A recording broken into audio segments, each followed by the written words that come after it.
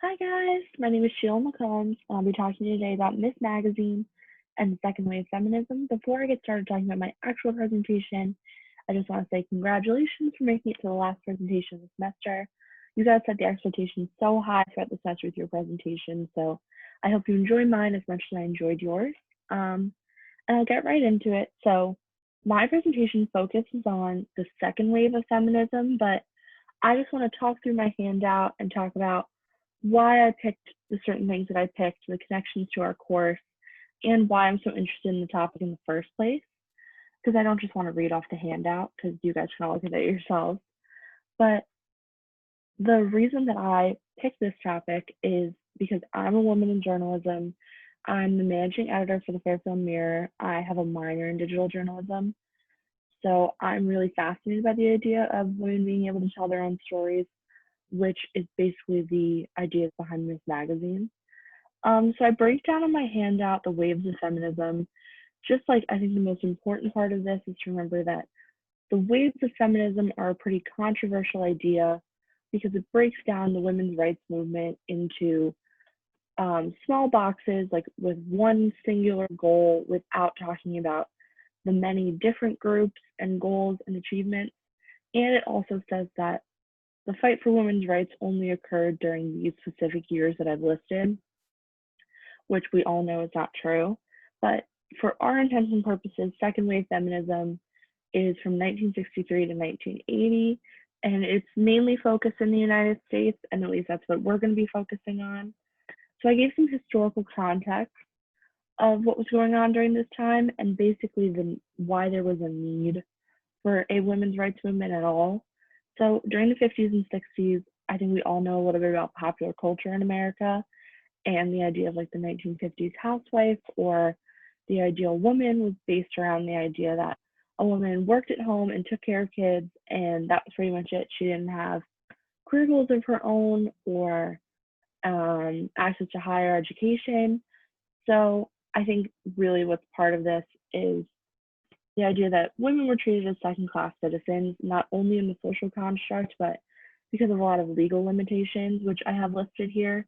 So this caused the women's liberation movement or the women's rights movement or second wave feminism, which occurred in the 1960s and 70s, which we also all know is a large time of social change in the United States. It was a massive time of social protest culture.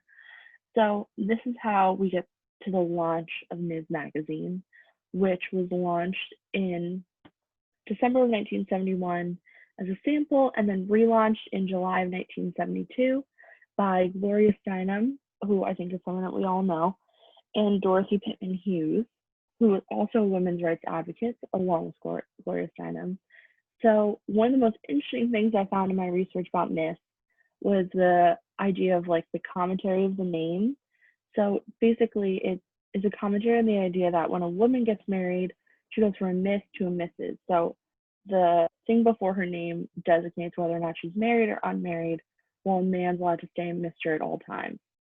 So the magazine comes out, and basically the idea behind the magazine is that they wanted to create something that would reach people who weren't already a part of the women's rights movement.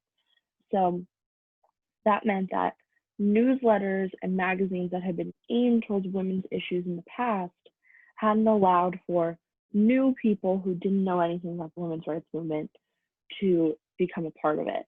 So the idea for the magazine was to create something slick and fashionable and to take the ideas of a traditional magazine and then use that to talk about women's issues and women in politics. So the whole idea of the magazine was a mass media representation of the women's rights issue. So this is something that had never happened before. This is the first time that there was an all-women team running a magazine, even though there had been women's magazines in the past. I listed here some of the articles that were in the first issue, which I think really gives like a good overview of the content that Miss is looking to put out.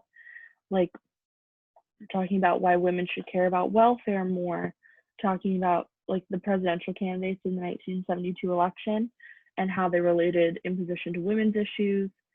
And so these are the Miss founders in the picture that I have here. So basically, the main goal of Miss was to create a space for women to talk about women's issues and to use their own voices to talk about their own problems. So that like led into their legacy of women in journalism. They really pushed forward this idea that women should be allowed to talk about what they're going through. These are just some of the covers in Ms. Magazine, which their covers were always known to be really controversial. And then I really wanted to focus on a little bit more the connections to our class. There were a ton, at least I felt like, because in our class we've talked a lot about how women should tell women's stories and the difference that it makes when they're allowed to do that. So one of the writers that I talked about was Louisa May Alcott, and she fell victim, as we talked about in class, to this idea that women can only write about certain things, especially in her book Little Women, when she was forced to have Jo be married by the end of her novel, even though she didn't want to, because that would have spelled an unhappy ending for Jo because of the social constructs of the time. And then I also talked about Fanny Fern, who's on our current reading list. She, besides writing Ruth Hall, she also wrote a column for the New York Ledger under the pen name of Fanny Fern, where she became the highest paid newspaper columnist of her time. And so not the highest paid woman, the highest paid columnist of overall. So she also focused on things that really affected women, like birth control and divorce and all these things that really nobody else was talking about. And I got to read a bunch of her columns for research for this project, and I linked a couple below, but you should definitely look through even more than just the ones I've linked because they were great. So this was kind of like essential to the ideas of Miss as well, where allowing women to have jobs in reporting made newspapers better and helped to raise the level of public debate.